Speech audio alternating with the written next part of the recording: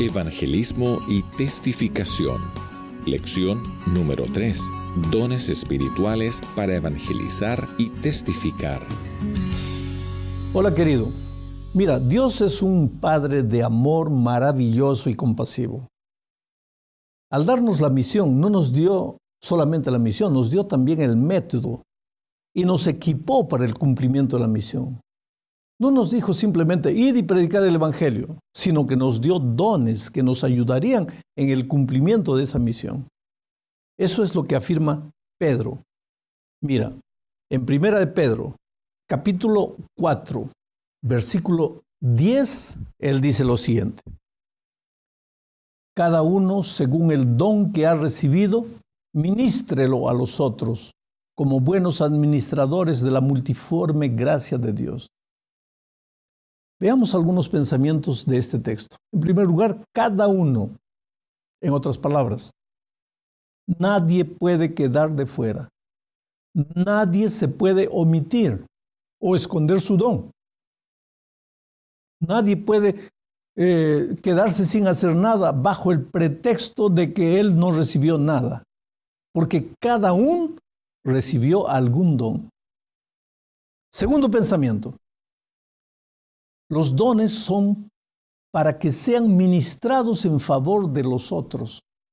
Nadie puede usar sus dones solo para él. El Señor capacitó a cada creyente para que cada uno cumpla su misión. Y como ya vimos, la misión de cada uno es proclamar las buenas nuevas del Evangelio, o sea, traer una persona para Cristo. Y en tercer lugar, el tercer punto del texto: somos administradores de la multiforme gracia de Dios. O sea, se nos confió dones para alcanzar a las personas con la multiforme gracia de Dios. ¿Por qué multiforme? Porque hay muchas maneras de presentar esa gracia a las personas, así como hay una variedad de dones distribuidos a la iglesia. Ahora, antes de seguir avanzando, es necesario explicar la diferencia que hay entre dones y necesidades vitales de la experiencia cristiana.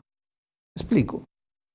La oración diaria, el estudio diario de la Biblia y el traer una persona para Cristo no son dones, son necesidades vitales de la experiencia cristiana. Una persona que no lleva a serio estas tres cosas está condenada a la muerte espiritual. No hay cómo una persona pueda decir que está bien espiritualmente si no ora, si no estudia la Biblia y si no lleva una persona para Cristo. Más todavía, estas tres cosas funcionan juntas. Son como una cuerda de 3 líneas. Solo 2 no tienen mucho valor. Para que funcionen, tienen que ir las 3 juntas. La mayoría de los cristianos se dedica a orar y a estudiar la Biblia, pero no trae nadie para Cristo. Eso es peligroso, porque mira esta declaración del Espíritu de Profecía. Esta declaración está registrada en Servicio Cristiano, página 127. Dice así: la única forma de crecer en la gracia es estar realizando con todo interés precisamente la obra que Cristo nos ha pedido que hagamos. Es la única manera de crecer en la gracia, no hay otra manera. Pero hay otra cita que quiero leerte. Esta está en Review and Herald del 22 de mayo de 1888 y dice: muchos se están aproximando al día de Dios sin hacer nada, eximiéndose de las responsabilidades, y como resultado son enanos religiosos. Otra cita más, Servicio Cristiano, página 113.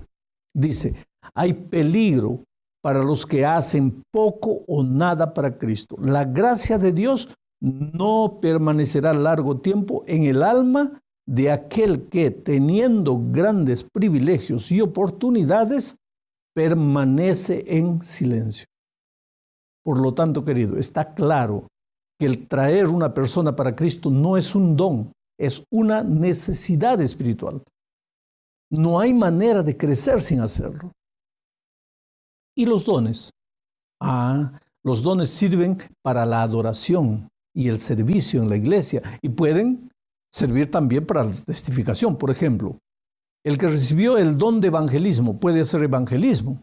El que recibió el don de la enseñanza puede dar estudios bíblicos. El que recibió el don de ser comunicativo puede salir distribuyendo literatura a desconocidos, en fin. Vamos ahora a la segunda parte de este estudio. Debemos hablar aquí del Espíritu Santo llamando y capacitando a los creyentes para el servicio en el cuerpo de la iglesia y también capacitándolos para la misión. El Espíritu Santo es el gran capacitador. Él distribuye los dones a su criterio. A mí, por ejemplo, me hubiera gustado tener una voz linda para cantar, pero en lugar de eso, Dios me llamó para la obra de evangelización. Quiere decir, los dones no dependen de uno. Hay que tener conciencia para qué el Espíritu nos capacitó. Por ejemplo, hay personas que piensan que Dios les dio el don de liderar simplemente porque les gusta mandar. Y entonces quieren ser líderes. Pero el tiempo se encarga de probar que nunca fueron, ni siquiera fueron llamados, ni capacitados para esa función. En Hechos, capítulo 13, versículos 2 y 3, encontramos el siguiente relato. Ministrando estos al Señor y ayunando, dijo el Espíritu Santo: apartadme a Bernabé y a Saulo para la obra a que los he llamado. Entonces, habiendo ayunado y orado, les impusieron las manos y los despidieron. Percibe que Pablo y Bernabé ya ministraban cuando fueron llamados por el Espíritu Santo para el ministerio. Aquí vemos claramente que los dones pueden ser usados para Dios aún sin haber sido llamados. Hay personas que esperan ser nombradas para un determinado cargo a fin de desarrollar sus dones. Pero Pablo y Bernabé, aunque todavía no habían sido llamados para el ministerio, ya cumplían su ministerio, colocando sus dones al servicio del Señor. Bueno, en la tercera parte vamos a estudiar la importancia de descubrir los dones espirituales.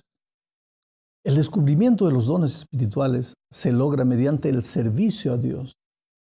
La Biblia es clara al enseñar que el Espíritu Santo decide qué dones dar a quién. No todo el mundo tendrá el don que quiera.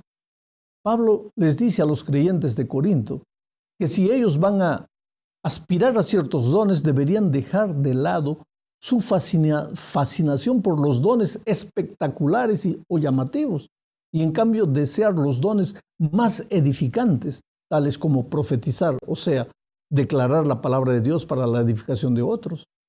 Eso es lo que declara primera a los Corintios, capítulo 12, versos 28 al 31. Mira. Y a unos puso Dios en la iglesia primeramente apóstoles, luego profetas. Lo tercero, maestros, luego los que hacen milagros, después los que sanan, los que ayudan, los que administran, los que tienen don de lenguas. ¿Todos son apóstolos? ¿Son todos profetas? ¿Son todos maestros? ¿Hacen todos milagros? ¿Tienen todos dones de sanidad? ¿Hablan todos lenguas? ¿Interpretan todos? Procurad, sin embargo, los dones mejores. ¿Por qué les daría Pablo este consejo? ¿Por qué les diría que procuren los dones mejores si ellos ya habían recibido sus dones? Puede ser que así como Salomón le pidió sabiduría a Dios para ser un buen gobernante, así Dios daría esos dones para ser más útiles a su iglesia, pero aún así esos dones son distribuidos de acuerdo a la voluntad del Espíritu Santo, no a nuestra voluntad. Puede ser también que Pablo simplemente quería que los corintios dejaran su fascinación por esos dones que ellos pensaban que eran espectaculares y comenzaran a fascinarse con esos dones que son verdaderamente útiles. Si cada corintio procuraba un don en particular, no puedo imaginarme a Dios dándole a todo el mundo ese regalo simplemente porque lo deseaban. Entonces, el cuerpo de Cristo sufriría de una escasez de personas sirviendo en otros roles. Descubrir los dones espirituales es importante. Hay una cosa clara. El mandato de Dios es el equipamiento de Dios. Esto es, si Dios nos mandó a hacer algo como testificar y discipular a las naciones, entonces Él nos capacitará para hacerlo. Tal vez no seas tan dotado como otros en evangelismo, pero Dios manda a todos los cristianos que compartamos el evangelio y ayudemos a otros a crecer espiritualmente. Por lo tanto, yo necesito prepararme para testificar, ya sea que sienta que tengo el don para evangelizar o no. En segundo lugar, he visto a gente que tiene menos del don natural de la música llegar a ser mejores músicos que aquellos que fueron naturalmente dotados, simplemente debido a la determinación. Así que un cristiano determinado que se esfuerza para aprender la palabra de Dios y desarrolla su habilidad para enseñar, aceptando oportunidades para enseñar, puede definitivamente llegar a ser mejor maestro que una persona que tiene el don espiritual de la enseñanza, pero lo descuida. Finalmente, en el proceso de descubrir tus dones espirituales, 1 Corintios 12:31 dice que procuremos los mejores dones. Tú puedes procurar un don espiritual de Dios y tratar fervientemente de desarrollarte en esa área. Dios puede dártelo como un don espiritual, pero también puedes sentir que estás mejor capacitado para servir a Cristo con un don diferente. Sin importar cuánto has sido dotado con un don, estás llamado a desarrollar otro don mencionado en la lista de dones espirituales. Por ejemplo, todos debemos ser hospitalarios, misericordiosos, servirnos los unos a los otros, evangelizar, ya sea que tengamos o no esos dones espirituales. A medida que tratamos de servirle con el propósito de edificar a otros para su gloria, motivados por el amor, Él glorificará su nombre, hará crecer su iglesia y nos recompensará. Dios nos promete que a medida que nos deleitemos en Él, nos dará los deseos de nuestro corazón. Eso dice el Salmo 37, 4 y 5. Deleítate a sí mismo en Jehová y Él te concederá las peticiones de tu corazón. Encomienda a Jehová tu camino, confía en Él y Él hará. Lo que tiene que quedar claro en nuestra mente es que no importa el don que hemos recibido para la edificación del cuerpo de Cristo, que simboliza la iglesia, todos tenemos la necesidad de traer una persona para Cristo y que eso no depende de don. Esta es la cuarta parte de la lección. Por ejemplo, yo no puedo decir que no tengo el don de orar y por eso dejar de orar.